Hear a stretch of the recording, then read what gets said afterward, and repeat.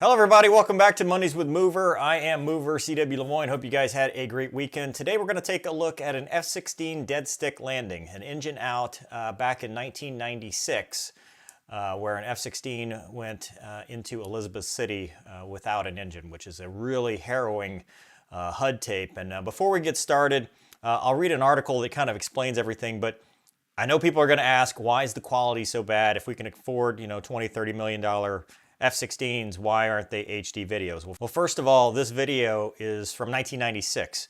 This is an 8mm HUD tape that was converted to digital and probably uploaded to 480p back, in the early 2000s or whenever it was released. So there's going to be some loss. It is a little blurry. It is a little hard to see, but I'll try to explain. We'll stop as we go, and I'll explain how things are happening and kind of what they're talking about and kind of translate, because it is a very interesting video. And it's a good lesson, not only in dealing with an emergency, but we talk about crew resource management, CRM, and a lot of people think fighters don't have that. And you'll see in this video, crew resource management isn't just two people in the same cockpit. It's a flight. So you've got a flight of four. The guy who loses his engine is number 4 of a 4-ship of F-16s from Andrews Air Force Base. And you'll see the crew coordination between the aircraft and then outside agencies to ATC. So it's a really good case study in that, and we'll talk about that as we go. All right, so Air and Space Magazine has a little blurb on this. They call it a harrowing dead stick landing. Air National Guard Captain Chris H. Rose was the 4th in a flight of 4 F-16s at 13,000 feet, returning to Andrews Air Force Base outside of Washington, D.C. in June of '96 from a training mission at North Carolina bombing range. When he pushed the throttle forward, he heard a loud bang. I didn't know what it was, but it didn't sound good, he later told a National Guard reporter. Then the vibration started, the distortion was incredible, the whole airplane was buzzing, so probably some kind of a compressor stall issue. Rose immediately turned toward Elizabeth City Coast Guard Air Station, but he was above a layer of clouds and could not see the base. His fellow pilots helped direct him, and at 6,000 feet, Rose broke out of the clouds and saw the runway. He had to jettison 2 fuel tanks, empty but still heavy, and he feared they might hit a house in the neighborhoods below. They landed harmlessly in a backyard. He crossed the runway threshold 80 miles per hour faster than usual and used the emergency braking system, taking most of the 7,200-foot runway to stop. Rose's feat won him the Corin Colligan Jr. Trophy, an Air Force Award for meritorious handling of an in-flight emergency, and today the cockpit camera video of his ordeal is a big hit on YouTube. So a couple things out of that. 7,200 feet.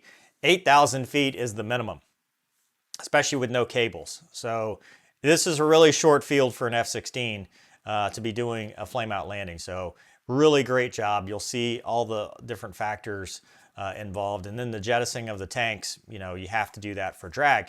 The other part to this too, especially those of you that are playing DCS or know about 2.7, I did a video on the new clouds.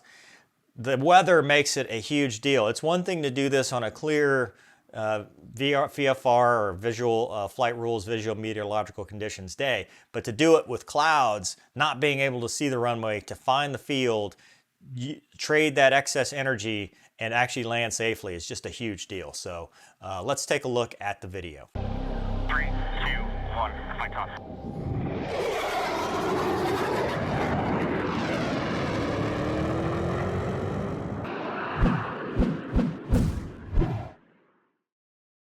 All right, here it is, F-16 engine out landing. I'll leave the link in the description. If you want to just watch this without me jibber-jabbering, please feel free, because I am going to stop this as we go.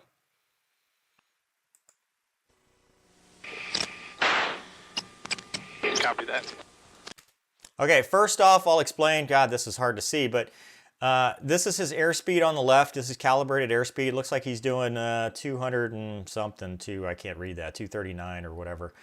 He's at 10,000 feet. That's his radar altimeter right there. So that tells his ground above, or his altitude above ground level. And this is his altitude above sea level. So probably pretty close. This is his heading.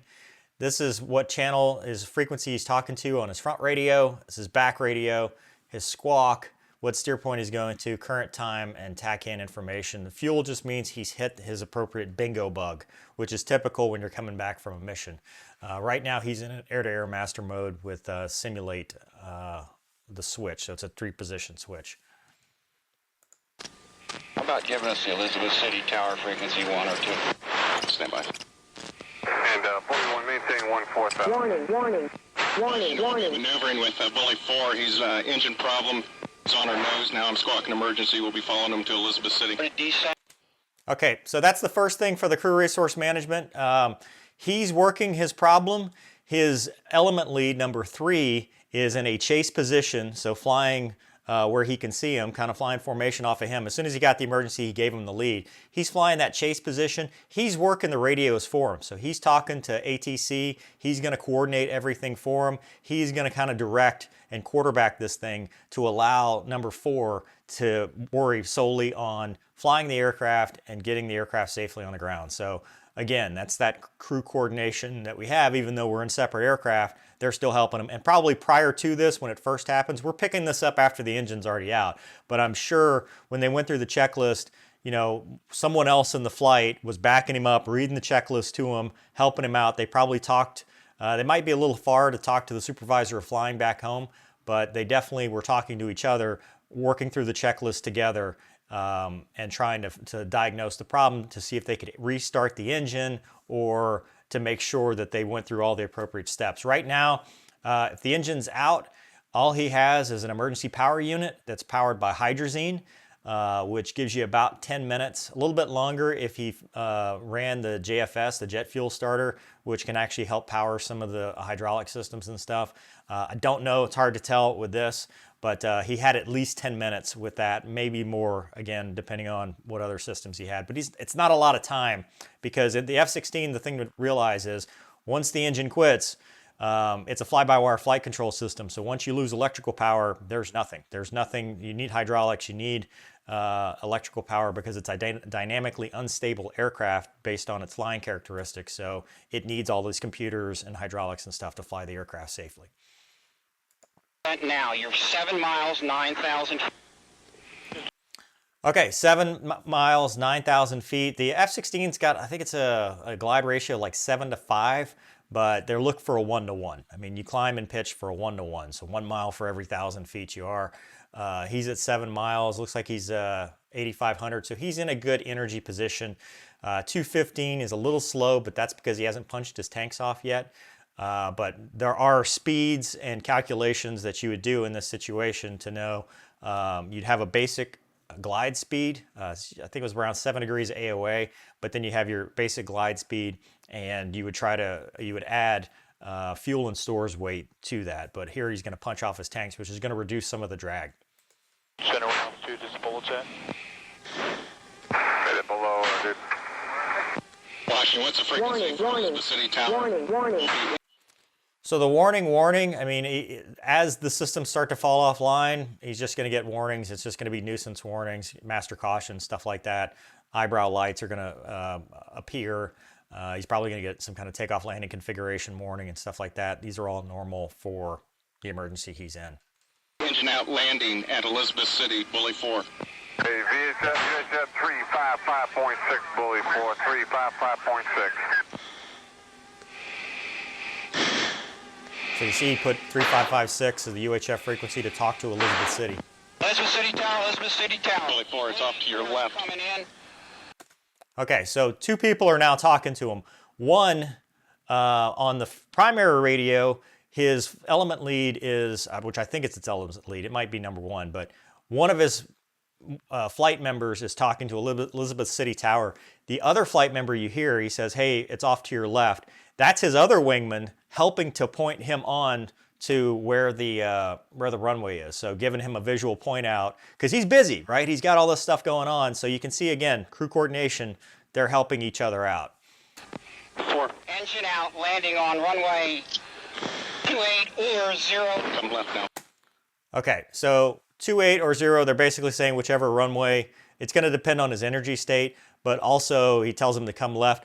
I want you to look at this. This is not the reason you can't see any ground. That's clouds. That is just clouds. He's hasn't penetrated, so to speak, the cloud layer. So, you know, he's doing this through a scattered, maybe broken, I think it's more scattered, undercast layer that he's trying to find a runway that's obscured by clouds. And his element mates are helping point out where the field is, because, you know, he's at 6,000 feet.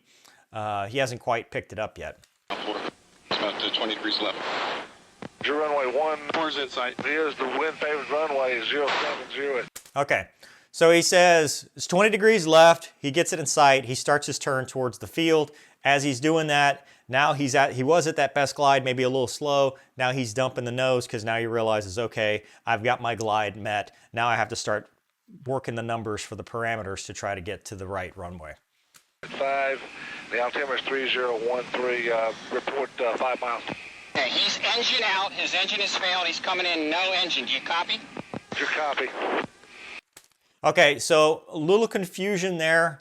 I think it was because the tower guy says report 5 miles. Report 5 miles would be something a normal aircraft would report, like if they're doing a straight air or something. The element lead that's talking on the radio just wants to make sure that he knows, hey, this dude's got no engine. He's not really going to report 5 miles. He's just going to do whatever it takes to land. And that's just clarifying. It's not a hit on the ATC guy. ATC guy's being very calm, giving him everything he needs. And the guy before that was a big help and doing a great job. It's just he's a little amped up and he just wants him to know, hey, this dude's engine out. So we're not going to report anything. Just clear us to land. We've got to make this happen. Okay, 4, if you're reading 3 on Victor, you're cleared to land on the east. So that is I 3. got you on Victor, landing east-west. Roger. Yep, so he just clarifies, hey, you're cleared to land. Whatever runway you can do, we're going to go east because we're already heading east based on that. And we're going to try to make this happen. You can start to see the ground. No start. Okay. So he just reiterates, engines failed, no start. Maybe he tried to restart the engine while they were doing all this stuff as they were trying to get him set up. He's got about 240 knots. What is this, 3,600 feet or so? See the winds? You want to jettison your tanks? Go ahead and get your tanks off now. Okay, tanks are off. Okay, so jettison the tanks. He's flying with 2 empty 370-gallon fuel tanks, and they create drag. So even though they're empty, they don't weigh as much as if they were full. They create drag, shorten your glide distance. He says go ahead and punch them off. Probably were waiting till they were under the cloud so they could see the ground to see where they went because they didn't want to just punch them through the undercast. But, they punched him off, and now he's going to extend how far he can glide. 1, mark those tanks. Okay, so he says 1, mark those tanks. That is, again, there's 4 aircraft out here, right? 4's got the emergency, 3's basically chasing, working all the radios, quarterbacking this stuff. 1 and 2 are probably out, not in the way, but still in an observation position. So he says mark those tanks, which is basically using a GPS mark to get the coordinates of where the tanks drop, because that's obviously a fallen object and it went in some lady's yard. But they mark the tanks so they can come back and know where they went, so Air Force personnel can go pick them up or assess the damage or whatever. They can tell it to rescue personnel. 1's got a mark. 1's got a mark. He's just letting them know, yep, I got it. Gears coming down. Okay, so I talked about the 11 to 17 degrees nose low. I don't know where the runway is, but typically it's somewhere in here. Between here and here is where the runway is where you drop the gear, especially being high on airspeed like he is, good on energy. So he's going to drop the gear. I think he's going to do an alternate gear extend. The thing about the alternate gear extend is the nose gear won't come down.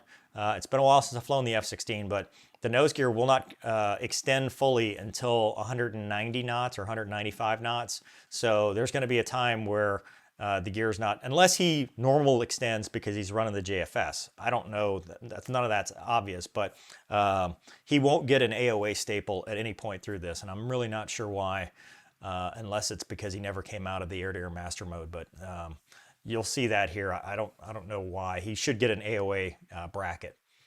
But that's the only consideration, is when you alternate gear extend, which is letting it free fall and not using hydraulic power because he doesn't have it, the nose gear will be the last thing to extend.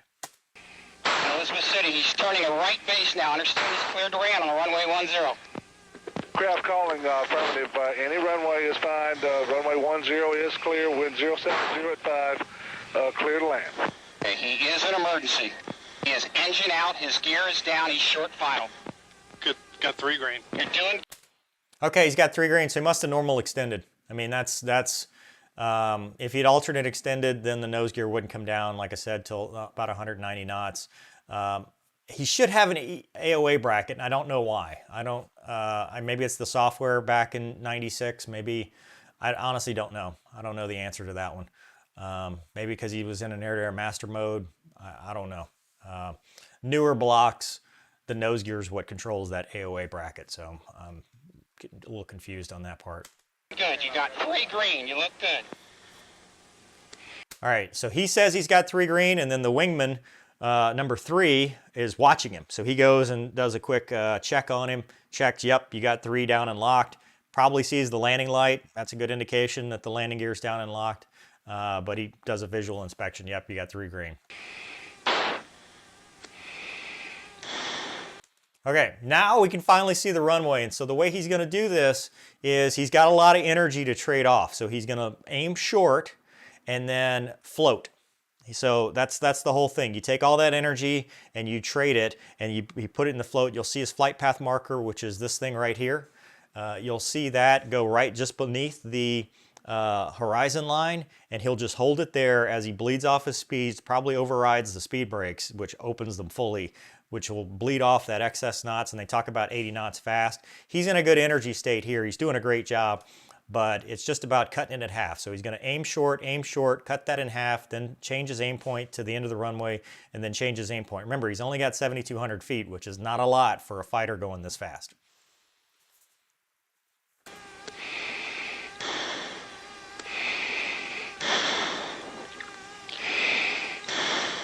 034, roger, continue inbound.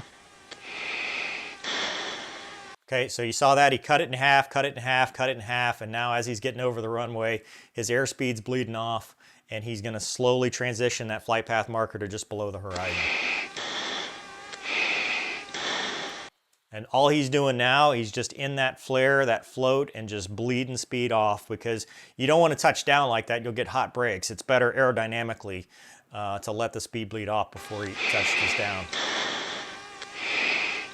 But he touches down here, 160, 150 knots, perfect. 4, now get it stopped. Good job, 4, now get it stopped. He's being encouraging, probably extraneous, because I don't know that I would tell the wingman that, because it might be a tendency to want to just jam on the binders. He might be he's a captain, so he probably knows, but this time, where number 3 is, he actually chased him all the way down to the runway. As soon as he touched down, he watches him, and then he goes around. So all 3 aircraft are watching this guy touch down. So he doesn't do much of an air brake, gets right into 3-point braking, probably stick full aft, speed brake fully out. No problem. Thanks for the help. Good job. Realize it's going to stop, no problem. Only Not a lot of runway left, though. I mean, he's probably, looking at 2,000, 1,500 feet 3, 1 remaining. and 2 are off your left wing, high, about 6,000. 3 is no joy. So I guess 1 and 2 were way off to the left, watching this, staying high, and then 3 chased him down. So when 3 came off, the runway, he's like, "Hey, we're off your left. Okay, now we got to look for him, because they're going to get back together and go back home." Come back to the left. No, let him know about the EPU. Okay, so he says, "Hey, let them know about the EPU tower, because when an EPU fires, it's hydrazine, which is toxic. I mean, that's the stuff I think rockets were fueled with, but it's toxic. You have to breathe oxygen when it's running before they pin it and shut it down." So he's just letting the fire guys know, no one needs to come around the aircraft until they get it secured, because it is a hazard. It smells like ammonia. It's not good to breathe. It'll give you cancer. It's all kind of bad stuff. And Tower, he probably has a running EPU with hydrazine. You're going to need fire response. There you go. Okay, well, understand. Okay, and you actually hear his breathing change. That's him going oxygen 100%, because he's trying to protect himself too. So that's another thing we have to do when the EPU is running on the ground. Now, in the air, it's no big deal, because you got 200 knots worth of wind. Now on the ground, those fumes can get into the cockpit, get in the ECS system. So it's a good idea to go oxygen 100%. 3's still blind. 3's blind. He's still trying to get back together. See you with later, 1 and 4. 2. We'll get somebody down to take care of you. Thanks for the help. That's awesome. So that's it. I mean, honestly, I think they showed us this in the basic course. I remember seeing this video a long time ago. It's a good video on less so. I mean, it's a great video overall. I mean, the dude had ice water in his veins. I mean, did everything he needed to do, got an award for doing it, got the tanks punched off, landed an engine out F-16 successfully, didn't jump out. Really great job. Deserved everything in that award. Deserved the award. I mean, they just did a great job. But I think it's also a really good example of CRM, of the crew resource management, and how, even though everybody says, well, fighter guys don't know anything about CRM, well, we do. And it's not because we're in the same cockpit together, although sometimes that's possible. Most of the time it's because we do CRM within our element and within our flight and with outside agencies and stuff. You know, I mean, if you'd have been closer to home and doing this at Andrews, you'd have had the supervisor of flying in the loop and the top 3 in the loop as well. So it is a good example of how that plays into that single seat mentality, and how these guys helped him out, and you know, they worked together as a team to get the aircraft safely on the ground, and whatever problem was fixed. I don't know what the result was. I don't know if they did an AIB or not. It's too old for me to go pull an AIB off the JAG website, but it's a really interesting video, really cool story, and great job. I mean, just awesome job for this guy to land the F-16 successfully on a shorter runway, 7,200 feet. I mean, usually, you know, the minimum for SFO is 8,000 feet, so, or FO, I guess. I keep calling it SFO, but really great job, and a really awesome video. So anyway, hope you guys enjoyed this video and this breakdown. Please support Fights On. There's about 12 days left for our funding campaign to get the dogfighting show off the ground, so check it out. Link will be in the description below. Hope you guys have a great week. Thanks for watching. We'll see you next time.